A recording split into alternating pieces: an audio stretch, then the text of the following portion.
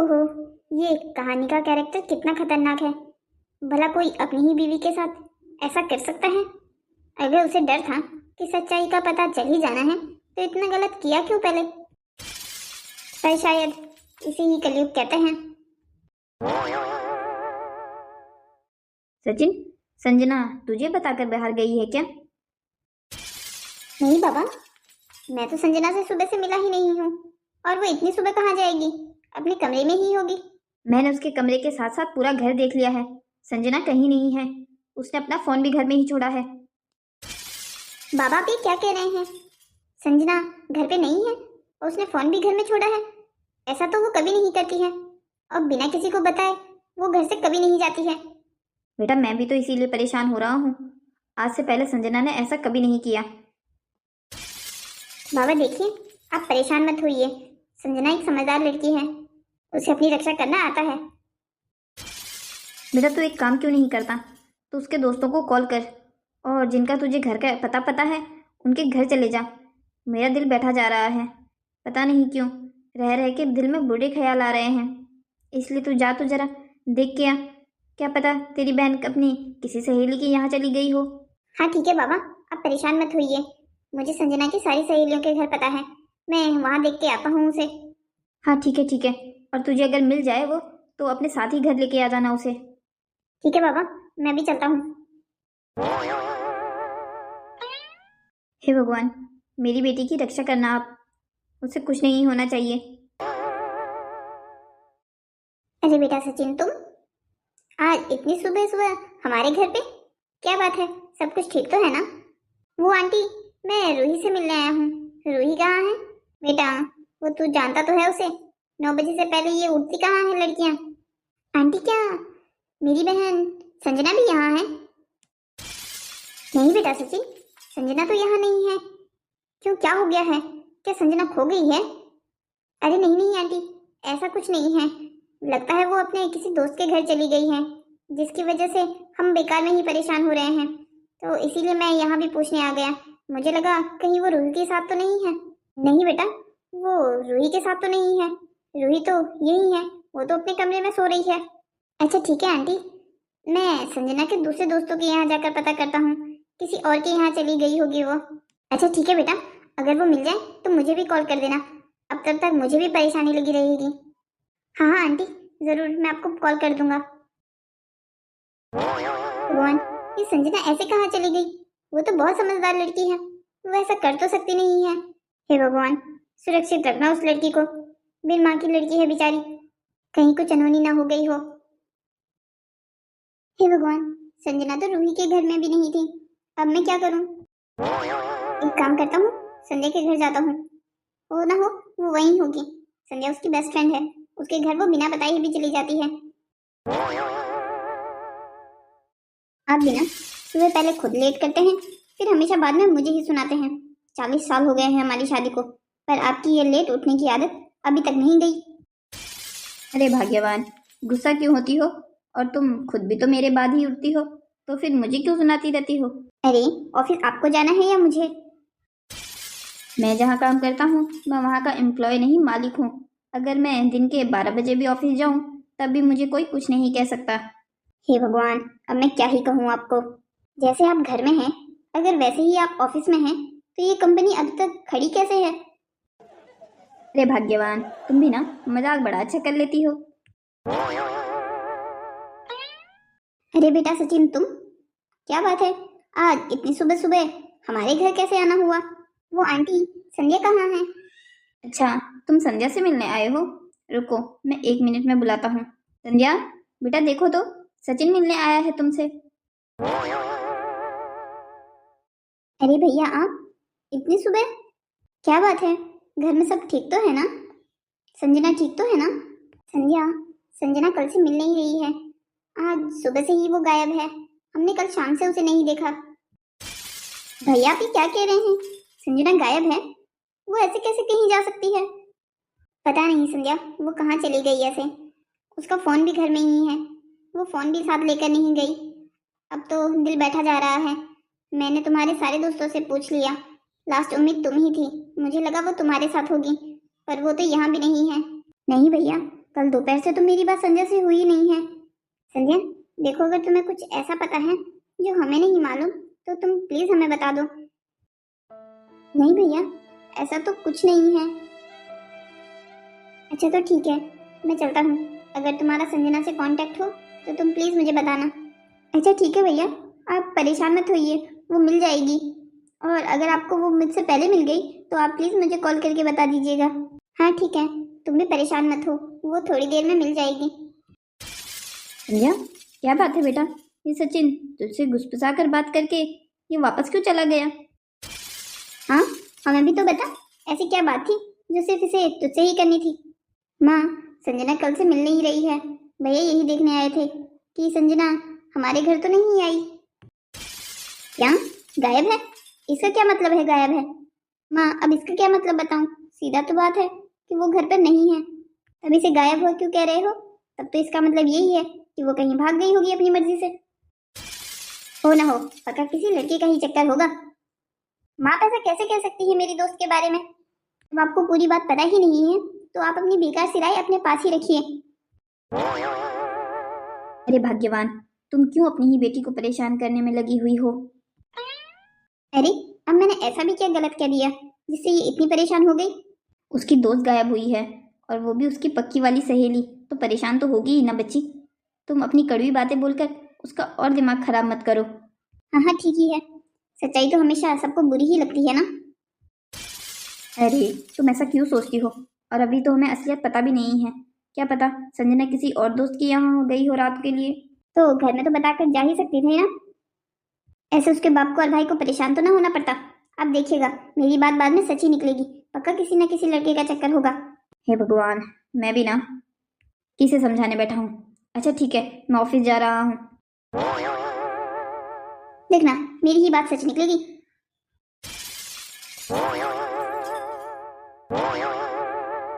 सचिन, क्या हुआ बेटा? तुम्हारी बहन का कुछ पता चला? बाबा, मैंने उसके सारे दोस्तों के घर जाकर पूछ लिया, संजना का कुछ पता नहीं है। मैंने भी अड़ोस पड़ोस के सारे घर देख लिए, पर संजना वहां भी नहीं गई है। बेटा अब तो दिल बैठा जा रहा है। बाबा, मुझे लगता है अब हमें पुलिस स्टेशन जाना चाहिए। अब इस मामले में हमारी पुलिस ही मदद कर सकती है। तू बिल्कुल सही कह रहा है, हमें अब पुलिस ही मदद कर सकती है। ये पागल लड़की ऐसे कहाँ चली गई बिना बताए?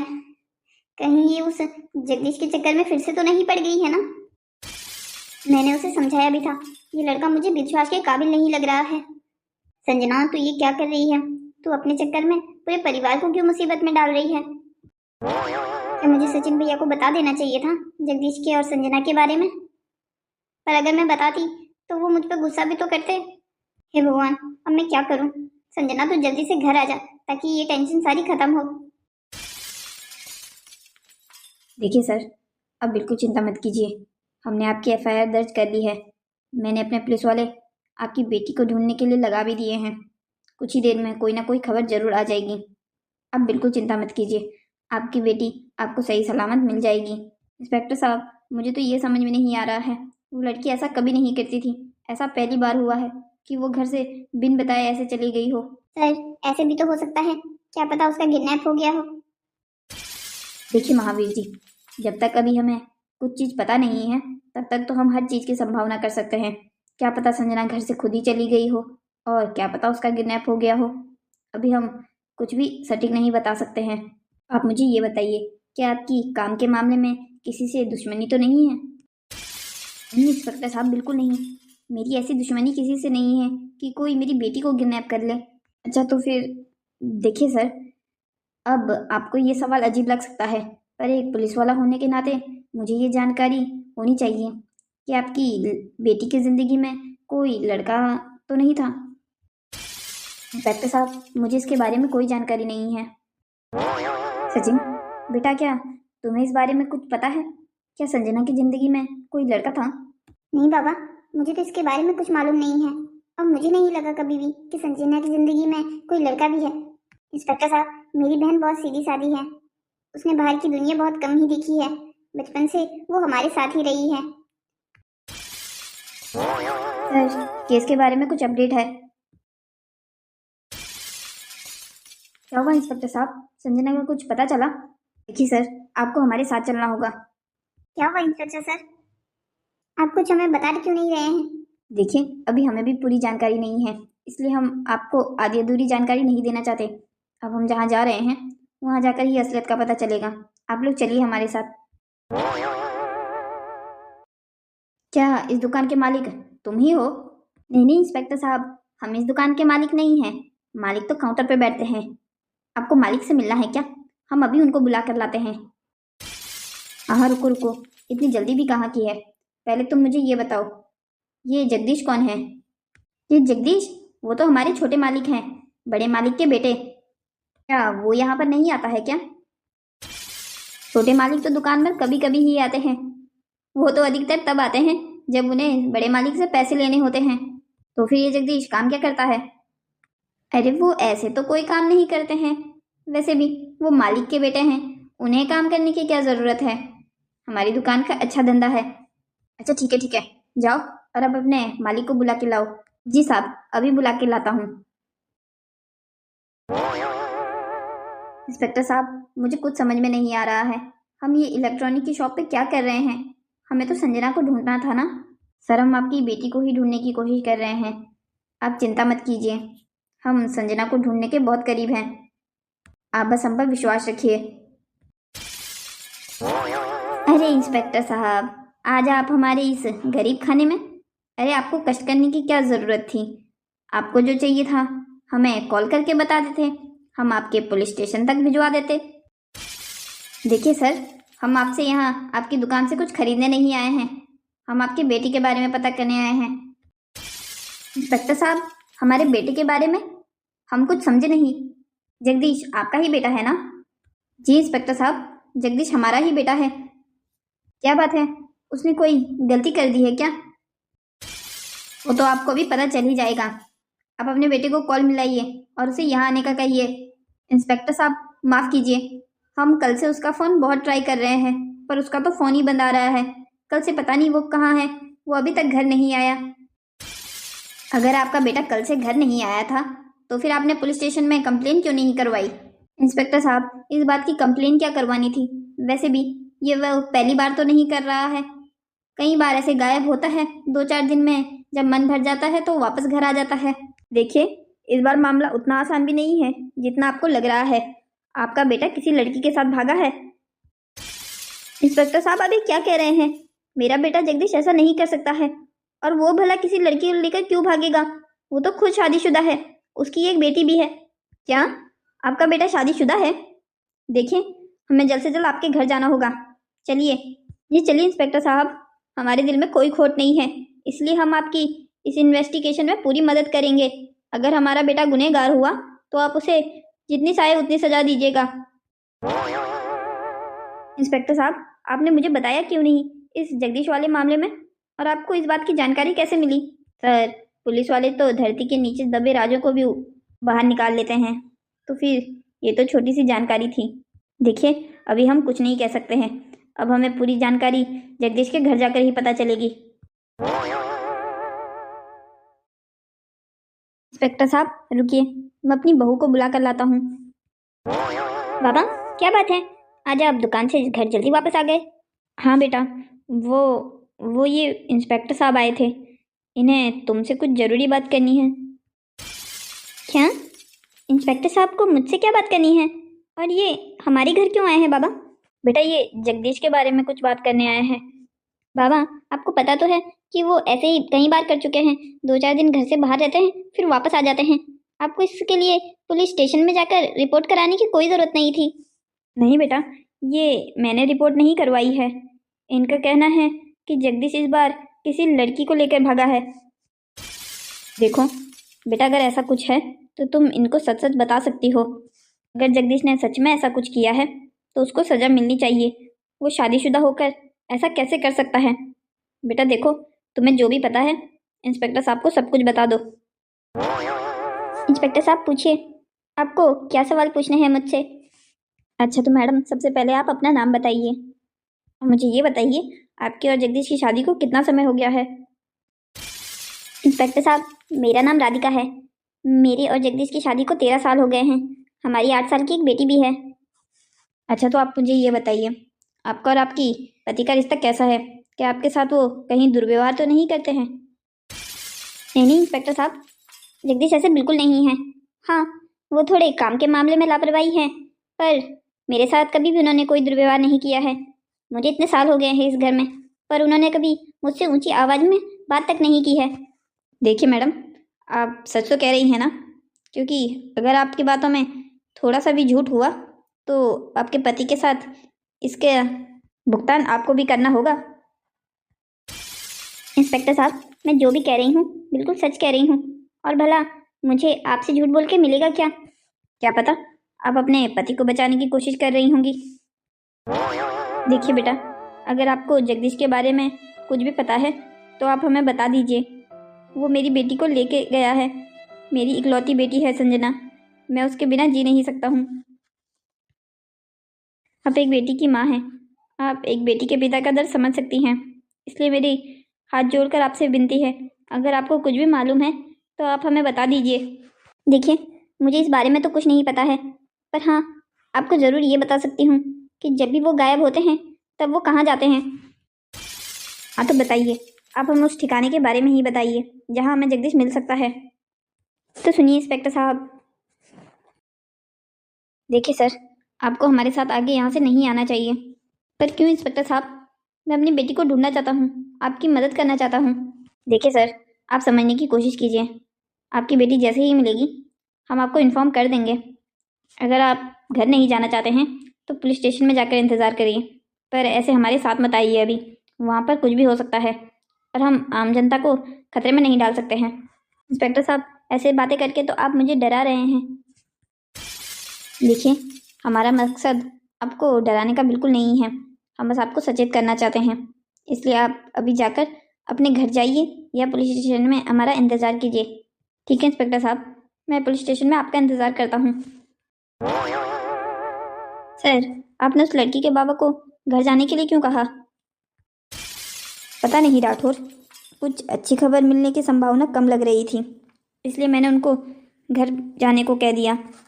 तुम खुद ही सोचो, जगदीश घर में एक आइडियल पति है, उसकी बीवी उसकी तारीफ कर रही थी। इसका मतलब यही है कि वो अपनी बीवी से प्यार करता है अभी भी।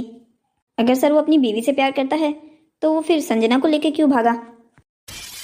राठौर, इस बात का अभी हमारे पास कोई प्रूफ नहीं है कि वो संजना को लेकर भागा है या संजना खुद उसके पास गई है। सर, ये मामला तो फिर लव ट्रायंगल वाला लगता है। बात यही तो परेशान कर रही है कि ये मामला लव ट्रायंगल वाला है, और तुम भी अच्छे से जानते हो ऐसे मामलों का अंत क्या होता है। हाँ सर, अब मैं समझ गया आपने क्यों उस लड़की के पापा को घर भेज दिया। तो चलो फिर, अब शायद हम इस कहानी के आखिरी मोड़ पर हैं। हे भगवान, ये मुझसे क्या हो गया? मैंने ये जानबूझ के नहीं किया, ये मुझसे गलती से हुआ है। संजना, अगर तुम मुझे यूं बार बार धमकाती नहीं ना तो तुम्हें यूं अपनी जान से हाथ नहीं धोना पड़ता। ये सारी तुम्हारी गलती है। अगर तुम मुझे यूं बार बार परेशान नहीं करती तो आज जिंदा होती तुम अपनी वजह से मरी हो, मेरी वजह से नहीं। ये तो हम बताएंगे कि वो किसकी वजह से मरी है।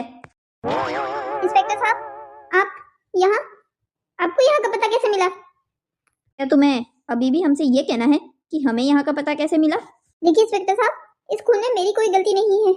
संजना ही मुझे बहुत समय से परेशान किए जा रही थी, जिसकी वजह से मुझसे ये अनहोनी हो गई। देखिए, आप मुझे माफ कर दीजिए, मुझसे ये गलती से हुआ है। बेटा, इसका फैसला तो तेरा कोर्ट लेगा। राठौर, बॉडी को पोस्टमार्टम के लिए भिजवाओ, और इससे तो अब हम जेल में ही पूछताछ करेंगे आगे की। जी सर, मैं अभी फॉरेंसिक डिपार्टमेंट में कॉल करता हूँ। और तू तू अब अपनी पूरी कहानी पुलिस स्टेशन में बताना। आखिर मेरी मासूम सी बेटी ने क्या बिगाड़ा था तेरा, जो तूने उसके साथ ऐसा किया? तूने मुझसे मेरी इकलौती बेटी छीन ली। जानता हूँ, मुझसे बहुत बड़ी गलती हो गई है, जिस गलती का पछतावा मुझे अब हो रहा है। मैंने आपकी बेटी आपसे छीन ली। मैंने परिवार खराब होने के डर से संजना को मार दिया। आखिर संजना से तुम्हारी मुलाकात हुई कैसे? मैं और संजना हमारे एक कॉमन फ्रेंड के बर्थडे पे मिले थे। मुझे संजना पहली ही नज़र में पसंद आ गई थी, और कहीं ना कहीं संजना को भी मेरा लाइफ स्टाइल देखकर मुझसे अट्रैक्शन हो गई थी। वो हमारी पहली मुलाकात थी। उसके बाद मुलाकातों का सिलसिला ऐसे ही बढ़ता रहा।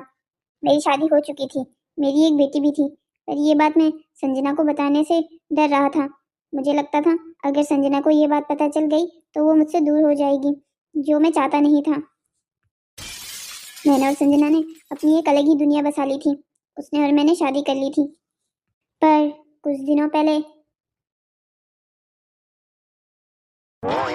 संजना, तुम यहाँ खुश तो हो ना? देखो, ये हमारी बिल्कुल उस सपनों की दुनिया जैसा है, जैसा हमने अपनी बातों में कहा था कभी। हाँ, तुम बिल्कुल ठीक कह रहे हो। ये प्यारी सी दुनिया बिल्कुल मेरे सपनों जैसी है। पर जगदीश, हमारी शादी को 2 महीने होने को आए हैं, पर तुमने अभी तक मुझे अपने बाबा से नहीं मिलवाया है। तुम ऐसा क्यों कर रहे हो मेरे साथ? आखिर तुम अपने बाबा से मुझे कब मिलवाओगे? अरे संजना, तुम परेशान क्यों होती हो? देखो, हमने चुपके से शादी की है ना, इसलिए मैं बाबा को ऐसे तो नहीं बता सकता हूँ। इसलिए मुझे थोड़ा समय लग रहा है। बाबा अगर मुझसे और मेरे काम से खुश हो जाएंगे तो मैं उसके बाद सही समय देखकर बाबा को ये सारी बातें बता दूंगा। उसके बाद देखना, बाबा तुम्हें अच्छे मन से स्वीकार भी कर लेंगे। अभी मेरे घर वालों को भी इस रिश्ते के बारे में कुछ जानकारी नहीं है। एक बार तुम अपने घर वालों से बात कर लेते तो उसके बाद मैं तुम्हें भी अपने घर वालों से मिलवाने लेके जाती। अरे संजना, परेशान क्यों होती हो? हमने एक दूसरे से शादी कर ली है, अब आगे जो होगा वो हम दोनों मिलकर संभाल लेंगे। कहते तुम बिल्कुल सही रहे हो, शायद मैं ही ज़्यादा सोच रही हूँ। चलो अब ठीक है, मुझे घर जाना चाहिए।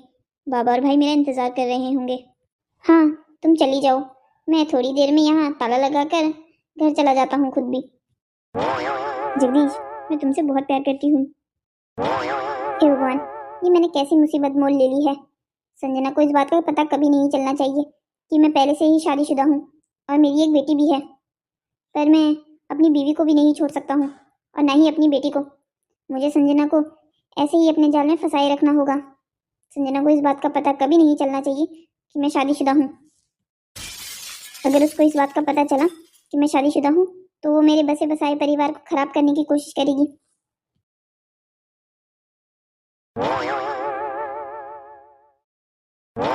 अरे संध्या, तुम यहाँ क्या कर रही हो? देखो, अगर तुम अपनी दोस्त संजना से यहाँ मिलने आई हो तो मैं तुम्हें बताता चलूँ कि वो यहाँ नहीं है। वो थोड़ी देर पहले ही घर के लिए निकल गई। नहीं, मैं संजना से मिलने नहीं आई हूँ, मैं आज तुमसे मिलने आई हूँ। अरे वाह, ये तो और भी अच्छी बात है। लगता है संजना की तरह तुम्हें भी मैं पसंद आ गया हूँ। बकवास बंद करो अपनी, मुझे तुम्हारी असलियत पता चल गई है। अरे, ये तुम क्या कह रही हो? कैसी असलियत? ये भोले बनने का ड्रामा संजना के सामने करना, मेरे सामने नहीं।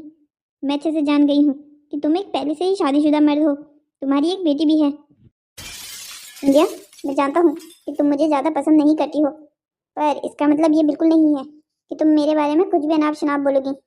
आखिर तुम्हें कौन दे रहा है इतनी गलत जानकारी? मुझे कोई गलत जानकारी नहीं मिली है। मैंने कल तुम्हें खुद देखा था तुम्हारी बीवी और बेटी के साथ। देखो, तुम संजना का पीछा छोड़ दो और उससे दूर हो जाओ, तुम्हारे लिए उतना ही अच्छा होगा, वरना मैं तुम्हारी पुलिस स्टेशन में कंप्लेन कर दूंगी। लगता है तुम्हें शरीफों वाली बातें समझ नहीं आती है।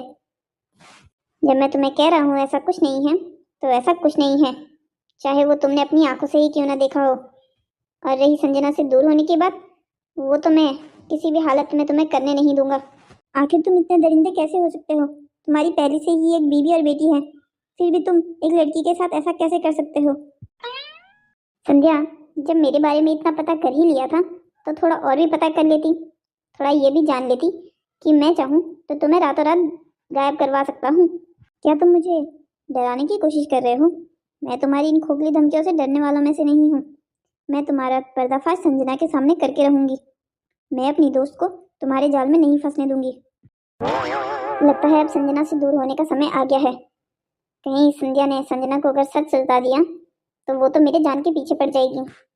इससे अच्छा तो यही है कि मैं अब संजना से दूरी ही बना लेता हूँ।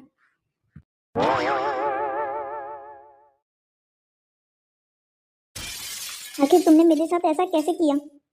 तुमने शादीशुदा होकर मुझे धोखे में रखा कि तुम सिंगल हो। मैंने तुम पे विश्वास किया था जगदीश, तुम मेरी पहली मोहब्बत थे, पर तुमने मेरे साथ इतना बड़ा विश्वासघात किया। अगर संध्या मुझे सच नहीं बताती तो मुझे आज भी पता नहीं लगता कि तुम शादीशुदा हो और तुम्हारी एक बेटी भी है। देखो संजना, अब जब सारी बातें सामने आ ही गई हैं तो मैं तुमसे और झूठ नहीं बोलना चाहता। मैं जब तुमसे पहली बार मिला, मैं तभी अपना दिल तुम पे हार गया था। मुझे तुम पहली ही नज़र में पसंद आ गई थी।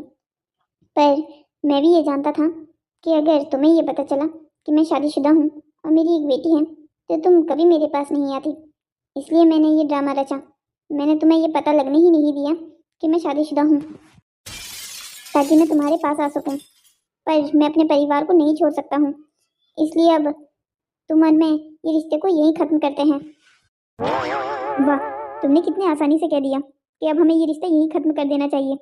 पर तुमने जो मेरे साथ किया है वो बिल्कुल ठीक नहीं है।